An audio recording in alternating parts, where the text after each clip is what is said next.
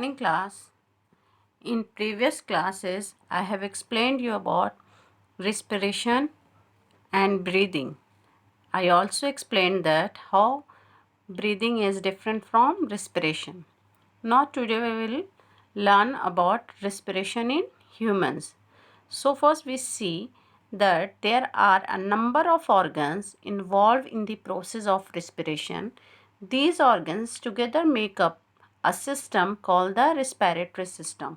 Means to say that कि जो respiratory system है, देखो वर्ड system आ रहा है, इट मीन्स दैट कई ऑर्गन्स जहाँ पे मिल करके काम करते हैं, देन इट फॉर्म सिस्टम. आपको पता होगा कि ऑर्गेनिज्म किससे बना हुआ है, सेल से बना हुआ है. सेल्स बहुत सारे मिल जाते हैं, देन टिश्यू का फॉर्मेशन होता है, फिर ऑर्गन का, और जब ऑर्गन एक साथ काम करते हैं then it's form organ system. तो यहाँ पे कौन सा सिस्टम है, रिस्पायरेटरी सिस्टम.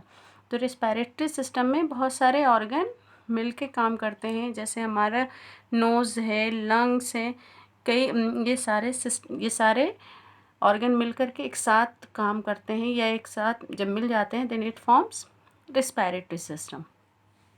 तो जो ह्यूमन हम लोग जो हैं, और जितने भी वर्टिब्रेट्स की अगर हम बात करते हैं, तो वो सब जो ब्रीद इन करते हैं और ब्रीद आउट करते हैं, तो with the help of lungs. तो that I have written here, human and many other land animals with backbones. Backbones means backbones उनको जिनके पास बैकबोन होता है उन्हें हम क्या कहते हैं, वर्टिब्रेट कहते हैं. ठीक है. Breathe in oxygen rich air and breathe out carbon dioxide rich air with the help of lungs. तो ह्यूमन भी वर्टिब्रेट है, और ह्यूमन के अलावा और जो भी वर्टिब्रेट्स हैं जो लैंड पे रहते हैं, वो क्या करते हैं, वो लंग्स से ब्रीथ करते हैं. इवन जो मैमल्स मोस्टली हैं वो भी लंग्स से ही ब्रीथ करते हैं. ठीक है. तो जैसे आपका वेल है, वेल क्या है, एक मैमल है, हालांकि वो पानी में रहती है, लेकिन वो ब्रीथ किससे करती है, लंग्स से करती है. सिमिलरली डॉल्फिन, वो भी लंग्स से ब्रीथ करती. तो मैमल्स भी जितने हैं वो लंग्स से ब्रीथ करते हैं, और जितने भी वर्टिब्रेट हैं जो लैंड पे रहते हैं वो सारे के सारे लंग्स से ब्रीथ करते हैं. अब हमें देखना है कि लैंड की जो पोजीशन है वो कहाँ है हमारी. तो ह्यूमन में अगर हम बात कर रहे हैं, तो हमारा जो लंग्स है ना, वो कहाँ प्रेजेंट होता है, हमारे चेस्ट में होता है. और लंग्स जो है, लंग्स को जो है वो कौन प्रोटेक्ट करता है, रिब केज प्रोटेक्ट करता है. यू ऑलरेडी नो दैट कि हमारा जो हार्ट है और लंग्स है, they are protected by rib cage. एक केज लाइक स्ट्रक्चर हमारे चेस्ट में होता है, that is called rib cage. और जो रिब केज होता है उसी के नीचे हमारा क्या होता है, एक मस्कुलर शीट मौजूद होती है, दैट इज़ कॉल्ड डायफ्राम. ठीक है. That I have written here, lungs are present inside our chest. चेस्ट को हम और क्या कहते हैं, थोरैक्स भी कहते हैं. चेस्ट का दूसरा नाम क्या है, थोरैक्स है. They are protected by the rib cage. मैंने अभी बताया कि जो हमारा लंग्स है उसको कौन प्रोटेक्ट करता है, rib cage. Just beneath the lungs is a dome shaped muscle sheet called diaphragm. Lungs के नीचे हमारे क्या मौजूद होती है, एक dome shaped. Dome shaped means इस तरह के शेप की एक मस्कुलर शीट मौजूद होती है हमारे लंग्स के नीचे. जैसे मान लो ये हमारा लंग्स है अगर, तो ये लंग्स के नीचे ये शीट मौजूद होती है. अब क्या होता है कि जैसे ही हम लोग क्या करते हैं, ब्रीद इन करते हैं, एयर आता है, तो ये जो डायफ्राम है ना, ये डाउनवर्ड्स मूव कर जाता है, ये नीचे चला जाता है और कॉन्ट्रैक्ट हो जाता है. ठीक है. तो जिससे एयर इसमें लंग्स में पूरी तरीके से फिल हो जाती है, बिकॉज लंग्स को काफ़ी स्पेस मिल जाता है फिल होने के लिए. सिमिलरली जब हम ब्रीद आउट करते हैं तो क्या होता है कि ये जो डायफ्राम है ना, ये क्या करता है, ये रिलैक्स हो जाता है, ये ऊपर की तरफ आ जाता है. जब ये ऊपर आता है तो लंग्स को पुश करता है. जब ये लंग्स को पुश करता है तो लंग्स से एयर बाहर आ जाती है. तो जो डायफ्राम हमारा बहुत इंपॉर्टेंट रोल प्ले करता है एयर को इन करने में और एयर को आउट करने में. I have written here, when the diaphragm contracts, oxygen rich air is taken into the lungs. जब डायफ्राम कॉन्ट्रैक्ट करता है तो ऑक्सीजन रिच एयर लंग्स के अंदर आ जाती है. and when the diaphragm relaxes, the CO2 rich, CO2 that is carbon dioxide rich air is pumped out of the lungs. इस तरीके से कार्बन डाइऑक्साइड रिच एयर जो है वो बाहर चली जाती है. ये तो हो गया हमारे लंग्स की पोजीशन और डायफ्राम के इम्पोर्टेंस. नो हम देखेंगे आप कि जो एयर का जो पैसेज है, जो हमारे लंग्स में एयर कैसे कैसे मूव करता है, लंग्स में हमारे एयर कैसे पहुंचती है, दैट वी विल सी. तो I will explain you first with the help of diagram, then I will show you notes. As I told you that in respiratory system many organs are involved, है ना. तो यहाँ पे हम देख लेते हैं. This is our nose and this is nostril. जो होल होती है नोज के, that we call it nostril. और फिर ये क्या है हमारा, this is our nasal passage. ये हमारा नेजल पैसेज है, या हम इसको नेजल कैविटी भी बोलते हैं. ठीक है. तो जब हम व्हेन वी ब्रीद इन, यहाँ से एयर जो है हमारे नेजल पैसेज में आ जाती है और फिर यहाँ से होती हुई एक यहाँ पे आ जाती है, थ्रोट में आ जाती है. That we call it pharynx. वो यहाँ पे दिया हुआ नहीं है, उसे हम क्या कहते हैं, फेरिंग्स कहते हैं. और फेरिंग्स जो है ना वो एक कॉमन पैसेज है, जो फूड पाइप और विंड पाइप दोनों के लिए एक कॉमन पैसेज है. यहीं से हमारा खाना इधर चला गया तो फूड पाइप, यहाँ से एयर इधर आ गई तो ये विंड पाइप हो गया. तो जो फेरिंग्स एक कॉमन पैसेज है, और फेरिंग के पास एक स्ट्रक्चर मौजूद होता है, उसे हम एपिग्लॉटिस कहते हैं.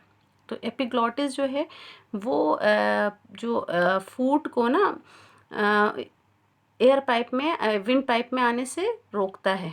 एपिग्लॉटिस यहाँ पे मौजूद होता है, that prevent food in going to the windpipe में जाने से रोक देता है. उसके बाद यहाँ से क्या होता है, हमारे फेरिंग्स के बाद हमारी जो एयर है ना वो हमारी आ जाती है लैरिंग्स में. This is लैरिंग्स. ये हमारा लैरिंग्स क्या है, वॉइस बॉक्स है. लैरिंग्स को क्या कहते हैं हम, वॉइस बॉक्स. यहीं से हमारी वॉइस प्रोड्यूस होती है, साउंड प्रोड्यूस होती है. इसके अंदर वोकल कॉर्ड होता है जो साउंड को प्रोड्यूस करता है. उसके बाद हमारे air then enter into the trachea. देखो trachea, it is a ring like structure. इसमें ये रिंग की तरह स्ट्रक्चर है इसमें ट्रैकिया में. And then trachea divides into 2 part. Trachea क्या होता है, 2 पार्ट में डिवाइड हो जाता है. Then when trachea divides into 2 part, these parts are called bronchi. ये जो पार्ट है ना, ये दोनों पार्ट, इनको हम क्या कहते हैं, ब्रोंकी कहते हैं. अगर सिंगुलर बोलेंगे तो हम ब्रोंकस बोलेंगे. एक अगर सिर्फ एक बोलेंगे इसके बारे में तो ब्रोंकस. दोनों के साथ बोल रहे हैं, then it is called bronchi. ठीक है. तो ये जो ब्रोंकी है ये फर्दर डिवाइड हो जाता है लंग्स में. Then these branches are called bronchioles. ये जो आपका ब्रोंकी है, जब ये फर्दर डिवाइड हो रहा है, then it is called bronchioles. ये देखो ये सारा जो डिवीजन हो रहा है इधर, ये सारा आपका जो ब्रोंकस है ये डिवाइड हो रहा है, then it is called bronchioles. इनको हम ब्रोंक्यूल्स बोलते हैं. And bronchioles end with a sac like structure. Bronchioles जहाँ पे ख़त्म हो रहा है वहाँ पे एक सैक की तरह स्ट्रक्चर है, दैट इज़ कॉल्ड एल्वियोलाई. उससे हम क्या कहते हैं, एल्वियोलाई कहते हैं, या हम उसे एयर सैक भी बोलते हैं. इट इज़ मेंशन एल्वियोलाई या एयर सैक हम बोलते हैं. ठीक है ना. ये हमारे लंग्स का स्ट्रक्चर हो गया. अब what happen with the air that we take in. हम जो हम एयर लेते हैं उसके साथ क्या होता है, देखो यहाँ से नोज से हमारे एयर यहाँ आएगा, फेरिंग्स में आएगा air, then it come to the larynx. Larynx के बाद it will goes into the trachea, then bronchus. From bronchus it will go into bronchioles, and then from bronchioles it will go to the alveoli.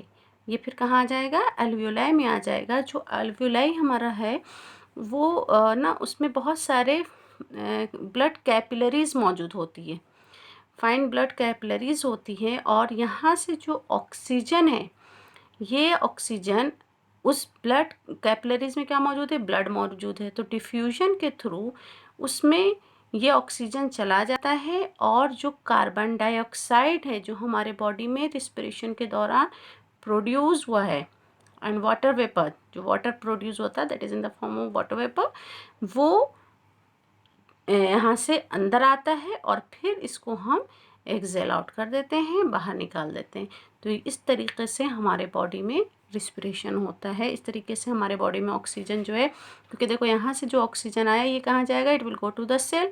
Cell में जाने के बाद वहाँ पे food क्या होगा आपका, ऑक्सीडाइज होगा, और फिर that will give energy, carbon dioxide and water. और फिर वो जो कार्बन डाइऑक्साइड है और वाटर है वो फिर से लंग्स में आएगा, और फिर लंग्स से होता हुआ फिर ये एक्सेल आउट हो जाएगा, बाहर आ जाएगा। तो ये हमारा इस तरीके से रिस्पिरेशन हो जाता है, ठीक है ना। तो अब मैं एक और आपको लंग्स की पिक्चर दिखा रही हूँ जो एक्चुअली में हमारी होता है, हमारी वैसे ही लंग्स होता है। I show, see this is our lungs. Actually our lungs look like this, इस तरह से दिखता है हमारा लंग्स। देखो, दिस इज ट्रैकिया, ये क्या है, यही ट्रैकिया है। I will show, make it more closer, wait a minute. This is trachea, देखो this is ring like structure, यह हमारा क्या है, ट्रैकिया है। और फिर ये ट्रैकिया क्या हो रहा है, फर्दर डिवाइड हो रहा है किसमें, ट्रैकिया डिवाइड किसमें हो गया, ब्रोंकी में डिवाइड हो गया। अब देखो ये bronchi, let me show more clear, see ये आपका ट्रैकिया है, ये ट्रैकिया डिवाइड हो गया ब्रोंकी में। और फिर देखो इधर ब्रोंकी जो है ये फर्दर आपका डिवाइड हो रहा है, इधर इधर डिवाइड हो रहा है, इधर डिवाइड हो रहा है, इधर डिवाइड हो रहा है। ये किस में डिवाइड हो रहा है, ब्रोंकी जो है फर्दर डिवाइड किस में हो गया, ब्रोंक्यूल्स में डिवाइड हो गया। देखो इधर ये आपका आ गया, ये आपका ब्रोंकी है, यानी कि ब्रोंकस से सिंगुलर कहेंगे तो। और फिर ये आपका ब्रोंकी जो है ये इधर ब्रोंक्यूल्स में डिवाइड हो गया। फिर ये देखो, ये और मैं क्लोज कर देती हूँ, ये आपका इधर डिवाइड हो गया है, ये इधर आ गया आपका, ये इधर आ गया। इस तरीके से ये पूरा आपका क्या हो रहा है, ये डिवाइड हो रहा है, ठीक है ना। तो ये पूरा देखो, ये इस तरीके से पूरा डिवीजन हो रहा है इसमें। ब्रोंकी जो है वो फर्दर डिवाइड हो गया है ब्रोंक्यूल्स में। और फिर देखो ये सारा ब्रोंक्यूल्स जो है ना, ये आपका कहाँ पे एंड कर रहा है, ये सारा ब्रोंक्यूल्स जो है आपका एंड कर रहा है एयर सैक में। और फिर इसी एयर सैक में एयर फिल होता है, और एयर सैक में क्या मौजूद होता है, ब्लड कैपिलरीज मौजूद होती हैं, और उस ब्लड कैपिलरीज में ब्लड्स होते हैं। और फिर डिफ्यूजन के थ्रू ऑक्सीजन उस ब्लड में चला जाता है, and then it will go to the heart, and from heart it go to the body, पूरे बॉडी में फिर ये चला जाता है। और फिर आपका जो डीऑक्सीजनेटेड ब्लड है, मतलब कार्बन डाइऑक्साइड वाला ब्लड है, वो फिर से लंग्स में आता है, और फिर से वो अल्वियोलाई में ही आएगा, और फिर अल्वियोलाई से वो कहाँ जाएगा, आपके ब्रोंक्यूल्स में आएगा, फिर ब्रोंक्यूल से ब्रोंकी में, फिर ट्रैकिया में, और इस तरीके से फिर वो हमारे नोज से बाहर आ जाता है। तो हम इस तरीके से हमारे बॉडी में रिस्पिरेशन हो जाता है। You have seen, I think closely I have shown you the actual picture of our lungs. Now what I have explained you, I have written here, just I am reading it. As we inhale, the oxygen rich air enters the nose through a pair of nostrils. मैंने आपको पहले बता दिया nostrils क्या है। तो जब हम inhale करते हैं, मीन्स inhalation में ऑक्सीजन जो है वो हमारे nostril में enter हो जाता है।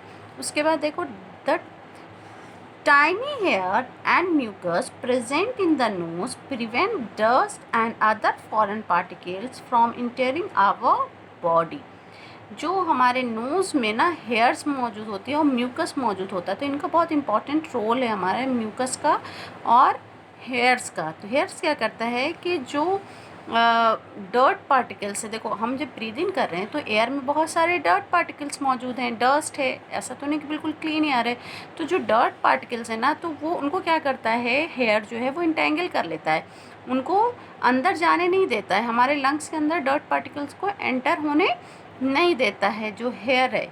तो इस तरीके से डर्ट पार्टिकल्स हमारे लंग्स में नहीं जा पाते हैं। साथ में जो हमारे एयर है ना, उसमें बहुत सारे फॉरेन पार्टिकल्स लाइक मीन्स बहुत सारे जर्म्स मौजूद हैं, बहुत सारे माइक्रो ऑर्गेनिजम्स मौजूद हैं। तो जो ये म्यूकस है ना, वो क्या करता है, ये जो फॉरेन पार्टिकल्स हैं या जो जर्म्स हैं या ये जो माइक्रो ऑर्गेनिजम्स हैं, इनको ये इंटैंगल कर लेता है, इनको बॉडी के अंदर एंटर नहीं होने देता है। तो ये हमारे बॉडी को प्रोटेक्ट करता है, ठीक है। तो हेयर और म्यूकस बहुत इंपॉर्टेंट रोल प्ले करते हैं। अब जब नोज़ से जो हमारा एयर है वो कहाँ आ जाएगा, नेज़ल कैविटी से होता हुआ ये फेरिंग्स में आएगा। मैंने बताया था कि फेरिंग्स को हम थ्रोट भी कह सकते हैं। ये क्या है, common passage of digestive and respiratory tract. Respiratory tract और डाइजेस्टिव ट्रैक्ट के लिए ये कॉमन पैसेज है। मतलब यहीं से हमारा फेरिंग्स से फिर क्या निकल जाता है, एक तरफ विंड पाइप और दूसरी साइड बन जाता है आपका oesophagus, that is food pipe, है ना। तो फेरिंग से 2 पाइप निकल गया, एक आपका विंड पाइप हो गया, दूसरा फूड पाइप हो गया। तो वहीं पे एक स्ट्रक्चर मौजूद होता है जिसको हम एपिग्लॉटिस कहते हैं, जो फूड को हमारे विंड पाइप में आने नहीं देता है, ठीक है। देन अब फेरिंग्स के बाद एयर कहाँ आएगा, then air enters the larynx. Air कहाँ एंटर हो गया, लैरिंग्स में एंटर हो गया। लैरिंग्स को हम क्या कहते हैं, वॉइस बॉक्स भी कहते हैं। And from larynx air enters to trachea. Trachea में एंटर हो जाएगा। ट्रैकिया का दूसरा नाम क्या है, विंड पाइप है, ठीक है। The trachea divides into 2 bronchi. Trachea किस में डिवाइड हो गया है, 2 ब्रोंकी में डिवाइड हो गया है। उसके बाद फिर ब्रोंकी फर्दर किस में डिवाइड हो जाता है, ब्रोंक्यूल्स में डिवाइड हो जाता है। And then bronchioles carry the inhaled air into a tiny air bags called alveoli. और फिर ब्रोंक्यूल्स कैरी करता है उस एयर को, और ब्रोंक्यूल्स किस में एंड होता है, एल्वियोलाई में एंड होता है, जहाँ पे वो एयर जो है वहाँ एक्सचेंज होती है एल्वियोलाई में। That I have written here, the exchanges of gases actually takes place inside the these alveoli. जो एल्वियोलाई है यहीं पे एक्सचेंज ऑफ गैसेस होती है by the process of diffusion के थ्रू एक्सचेंज हो जाती है। उसके बाद ये जो आपका मैंने बताया ऑक्सीजन जो है वो ब्लड के थ्रू आपके सेल्स में चला जाता है, एंड देन इस सेल्स में हमारा रिस्पिरेशन होता है, और फिर वहाँ से जो वेस्ट प्रोडक्ट है हमारा water in the form of vapour and carbon dioxide, ये दोबारा से ब्लड से हमारे लंग्स में आता है। वो कहाँ पे आएगा, पहले एल्वियोलाई में आएगा, फिर डिफ्यूजन के प्रोसेस से ये दोनों चीज़ें बाहर आएंगी ब्रोंक्यूल्स में, then it will go to bronchi, और फिर ब्रोंकी से ट्रैकिया, फिर वो आएगा आपका लैरिंग्स, फेरिंग्स, नेज़ल कैविटी और नोज से आउट हो जाएगा। इस तरह से हमारा पूरा प्रोसेस हो जाता है रिस्पिरेशन का। अब इसको हम एक थोड़ा सा फ्लो चार्ट के थ्रू भी देख लेते हैं। नाउ सी, अगर हम बात करें फ्लो चार्ट की बात करें तो सबसे पहले जो हमारी जो एयर है, अगर हम इन्हेलेशन की बात करते हैं, मैं इन्हेलेशन की बात कर रही हूँ, एक्सेलेशन आप खुद कर लेंगे। इन्हेलेशन में जो एयर है वो सबसे पहले एयर हमारा कहाँ एंटर करेगा, एयर एंटर्स करता है सबसे पहले हमारे नेज़ल कैविटी में, यानी नोज़ से होता हुआ, या मैं नोज़ भी लिख देती हूँ, नोज़ में एंटर करेगा और नोज़ से फिर आ जाएगा नेज़ल कैविटी में, और फिर नेज़ल कैविटी से it will go into the pharynx, and then from pharynx it will go into larynx, and from larynx it goes down into trachea, that we call it windpipe, जिसको हम क्या कहते हैं, windpipe बोलते हैं। और फिर ट्रैकिया जो है वो डिवाइड हो जाती है इसमें ब्रोंकी में, एंड देन अब ये ब्रोंकी से कहाँ जाएगा, it will go to bronchioles, and then alveoli, that is air sac, यहाँ पे एक्चुअल एक्सचेंज ऑफ गैसेस होता है। और ये हमारा इन्हेलेशन का हो गया। एक्सहेलेशन में जस्ट अपोजिट कर देंगे, ये सारा उल्टा हो जाएगा। सबसे पहले एयर एल्वियोलाई में आएगा, then bronchioles, bronchi, trachea, larynx, pharynx, nasal cavity, nose, and then out. ये हमारा एक्सहेलेशन में अपोजिट हो जाएगा। This has been completed. One more thing I want to explain, that is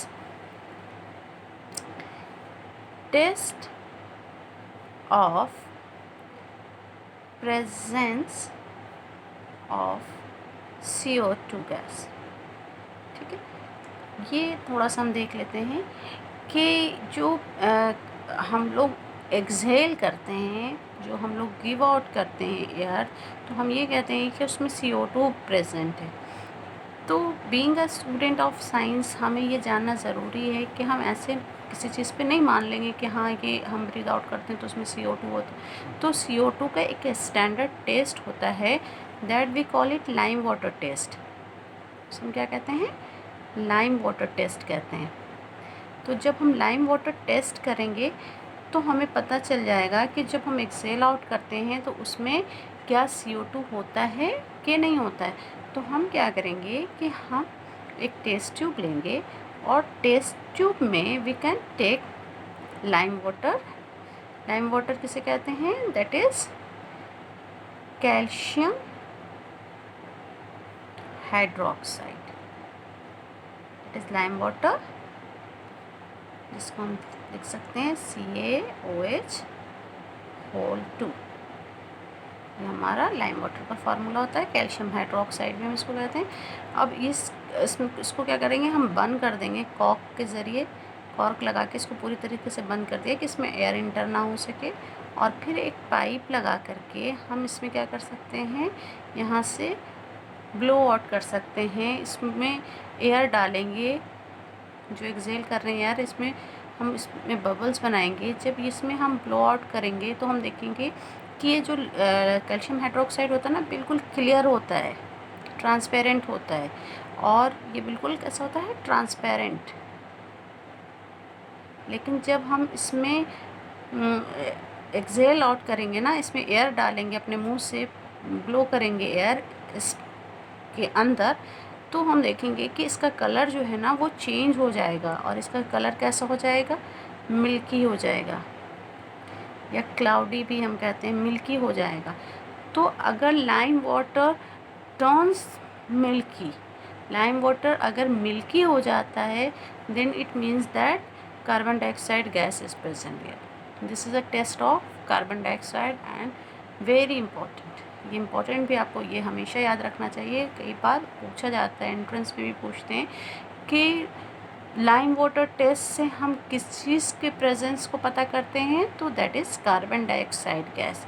carbon dioxide gas के लिए कौन सा टेस्ट होता है? लाइम वाटर टेस्ट होता है। लाइम वाटर क्या है? दैट इज़ कैल्शियम हाइड्रोक्साइड है, जो बिल्कुल ट्रांसपेरेंट होता है। ये जब हम इसमें अगर कार्बन डाइऑक्साइड मौजूद होगा तो it will turn to milky. This is a standard test of presence of carbon dioxide gas. Okay, now we will see respiration in plants. अब हम लोग देखेंगे, थोड़ा सा है इसमें रिस्पिरेशन इन प्लांट्स। देखो, जैसे हम लोग लिविंग थिंग है, प्लांट्स भी लिविंग थिंग है, तो हमें अगर एनर्जी की ज़रूरत पड़ी है तो सिमिलरली प्लांट्स को भी एनर्जी की ज़रूरत है ना। तो प्लांट में भी क्या होगा? रिस्पिरेशन होगा। तो रिस्पिरेशन में कौन सी गैस की ज़रूरत पड़ती है? ऑक्सीजन की ज़रूरत पड़ती है। तो इट मीन्स दैट कि प्लांट जो है वो ऑक्सीजन को लेगा और एनर्जी प्रोड्यूस करेगा, राइट। तो प्लांट में भी रिस्पिरेशन होता है।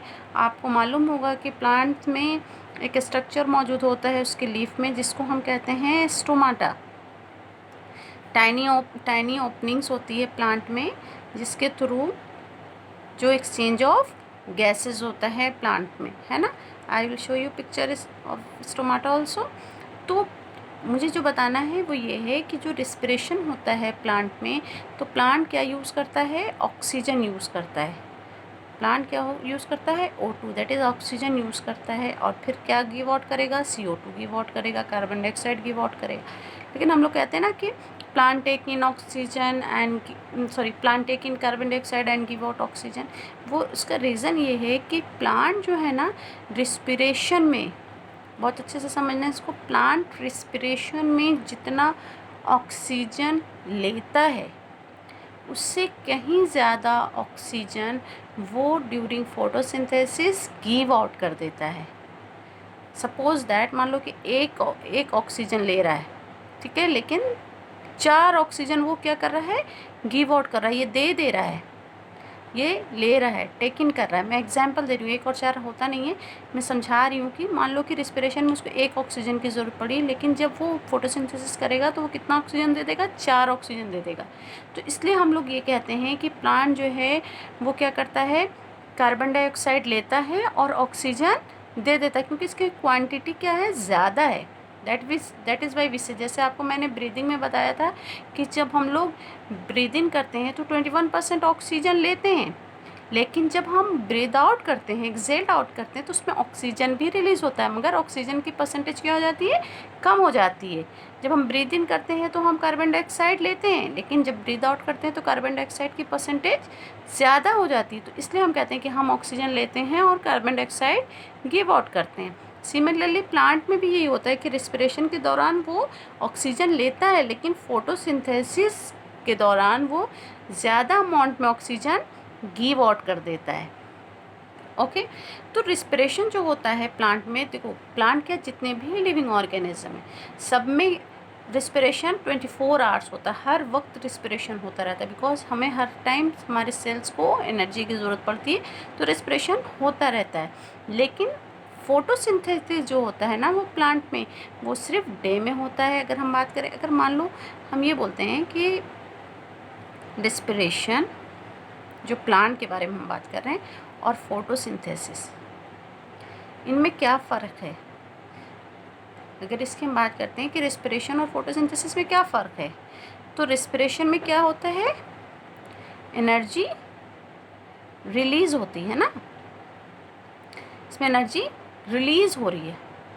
और फोटोसिंथेसिस में क्या हो रहा है, एनर्जी कंज्यूम हो रही। कौन सी एनर्जी कंज्यूम हो रही है, सनलाइट, है ना, सन की एनर्जी, सोलर एनर्जी यूज़ हो रही है यहाँ पे। ठीक है, ठीक है, यहाँ पे किसकी एनर्जी कंज्यूम हो रही है, सन से एनर्जी, जो लाइट एनर्जी वो ले रहा है, फिर उससे फोटोसिंथेसिस कर रहा है, तो यहाँ पे एनर्जी कंज्यूम हो रही है। देन रिस्पिरेशन में हम क्या करते हैं, हम रिस्पिरेशन में ऑक्सीजन लेते हैं, ऑक्सीजन टेक इन करते हैं। और फोटोसिंथेसिस में हम क्या करते हैं, हम यानी कि प्लांट की बात मैं कर रही हूँ, प्लांट क्या करता है, कार्बन डाइऑक्साइड टेक इन करता है। तो ये डिफरेंस हुआ यहाँ पे कि यहाँ पे एनर्जी रिलीज़ होती है, यहाँ पे एनर्जी कंज्यूम होती है। यहाँ पे ऑक्सीजन हम मतलब प्लांट जो है वो क्या करता है, टेक इन करता है और कार्बन डाइऑक्साइड रिलीज़ करता है। रिस्पिरेशन हमारा क्या होता है, ऑल द टाइम, ये हर वक्त होता रहता है। लेकिन जो फोटोसिंथेसिस होता है ये सिर्फ कब होता है, ड्यूरिंग डे टाइम, सिर्फ दिन में होता है। ठीक है, so this are the difference. और भी डिफरेंस हम लिख सकते हैं कि रेस्पिरेशन में जो वेस्ट प्रोडक्ट है वो हमारा वाटर होता है, जबकि फोटोसिंथेसिस में हमारा वाटर यूज़ होता है, यहाँ पे यूज़ होता है, और ये वहाँ पे वाटर क्या है, एज वेस्ट प्रोडक्ट है। ठीक है, तो ये बहुत सारे डिफरेंस है। उसके बाद उल्टा भी हम कर सकते हैं कि रिस्पिरेशन में क्या रिलीज़ होता है, CO2 रिलीज़ होता है, यहाँ पे CO2 रिलीज़ होता है, और फोटोसिंथेसिस में O2 रिलीज़ होता है। ये सारे डिफरेंस हैं। उसके बाद ये तो रिस्पिरेशन और फोटोसिंथेसिस में डिफरेंस हो गया। One more important thing I want to tell कि अगर जैसे हम कहते हैं ना कि हमने प्लांट लगाया है, प्लांट को हम बहुत अच्छे से क्या करते हैं कि जो या फार्मर्स हैं, आप देखते हैं कि इसमें क्या करते हैं, हम लोग प्लोइंग करते हैं, यहाँ की मिट्टी को क्या करते हैं, सॉइल को हम लोग क्या करते हैं, लूज़ करते हैं। क्यों लूज़ करते हैं, ताकि जो सॉइल पार्टिकल्स हैं उनके बीच में एयर आ सके। क्यों एयर आ सके, क्योंकि जो प्लांट्स का जो रूट होता है ना वो भी ब्रीथ करता है, सारा पार्ट ही ब्रीथ करता है, तो प्लांट का रूट भी क्या करता है, रिस्पायर करता है। ठीक है, तो जो प्लांट का रूट जो होता है ना, जो एयर मौजूद रहेगी in between the soil particles के बीच में, जो एयर मौजूद है उस एयर को ये प्लांट ब्रीथ इन कर लेता है, रिस्पायर कर लेता है। लेकिन क्या होता है कि जब हम लोग बहुत ज़्यादा वाटर डाल देते हैं मिट्टी में, तो जो एयर स्पेस है वो ख़त्म हो जाता है, और वहाँ पे क्या फिल हो जाता है, वाटर आ जाता है। जब एयर ही नहीं है तो रूट कैसे ब्रीथ करेगा, है ना, रिस्पायर नहीं कर पा रहा रूट। जब रूट यहाँ पे रिस्पायर नहीं कर पा रहा, लेकिन एनर्जी की तो ज़रूरत है ना, तो वो क्या करता है, रूट एनारोबिकली रिस्पायर करने लगता है। In the absence of oxygen ये रिस्पायर करता है। As a result of that क्या प्रोड्यूस हो जाता है, अल्कोहल प्रोड्यूस हो जाता है, जिसकी वजह से प्लांट जो है वो मर भी सकता है। फाइन। तो इसीलिए हम लोगों को बहुत ज़्यादा वाटर जो है प्लांट में नहीं डालना चाहिए। डालना चाहिए इतना कि जितना उनको ज़रूरत है। Too much water may kill the plants. Reason is that कि उनके रूट्स में एयर नहीं होंगी, तो जब इन बिटवीन द सॉइल्स जो है एयर नहीं होगा, तो जो रूट्स है वो उसको ले नहीं पाएगा, जिसकी वजह से फिर रूट्स को जब एयर नहीं मिलेगा तो फिर वो एनारोबिकली रिस्पायर करके अल्कोहल प्रोड्यूस करेगा। As a result of that plant can be killed, can be die, शुभ से किल तो नहीं कहेंगे, डाई हो सकता है, मर जाएगा। ठीक है, तो ये आपका हो गया रिस्पिरेशन और फोटोसिंथेसिस में डिफरेंस, और प्लांट जो है वो भी रिस्पायर करता है। बस मैं आपको स्टोमाटा एक बार दिखा। See this is stomata, this is opening, this is stomata, this is surrounded by, ये येलो कलर का आप देख रहे हैं, this is called guard cell. ये क्या है, हमारा गार्ड सेल है। गार्ड सेल से ये सराउंडेड होता है स्टोमाटा, ये ओपनिंग है स्टोमाटा की। और ये आप जो ग्रीन कलर का देख रहे हैं ये क्लोरोप्लास्ट है, जो हमारे गार्ड सेल में मौजूद होता है, जिसमें क्लोरोफिल मौजूद होता है जो सनलाइट को कैप्चर कर लेता है। ठीक है, ये क्लोरोप्लास्ट है, इसमें क्लोरोफिल मौजूद होता है जो सनलाइट को कैप्चर करता है। ये कहाँ मौजूद होता है, गार्ड सेल में मौजूद होता है। ये गार्ड सेल जो होता है ना वो बीन शेप का या किडनी शेप का होता है, जो ओपनिंग और क्लोजिंग ऑफ स्टोमाटा को कंट्रोल करता है। स्टोमाटा ये जो पोर है ना, इसकी क्लोजिंग और ओपनिंग को कंट्रोल कौन करता है, ये गार्ड सेल करता है। दिन में जो गार्ड सेल होता है वो बहुत ज़्यादा टाइट रहता है, तो स्टोमाटा ओपन हो जाता है। रात में ये श्रिंक कर जाता है, लूज़ हो जाता है, तो फिर ये स्टोमाटा बंद हो जाता है। ये मैंने आपको एक पिक्चर दिखाई, एक और पिक्चर मैं दिखा देती हूँ इसी स्टोमाटा की। आप सी this is another picture of stomata. Stomata की दूसरी पिक्चर है जिसमें आप ये देख सकते हैं, ये आपका स्टोमाटल ओपनिंग है, ये ओपनिंग है, ये स्टोमाटा, ये लीफ का एक पार्ट है जिसमें ये स्टोमाटा मौजूद है। ये स्टोमाटल ओपनिंग है, ये ऐसा दिखता है अगर हम किसी लीफ को देखेंगे तो। So this chapter has been finished. All the topics I have covered in this chapter. Read this chapter thoroughly if you have book. Otherwise, notes what I am giving you, read that one. That will be enough for you. Thank you.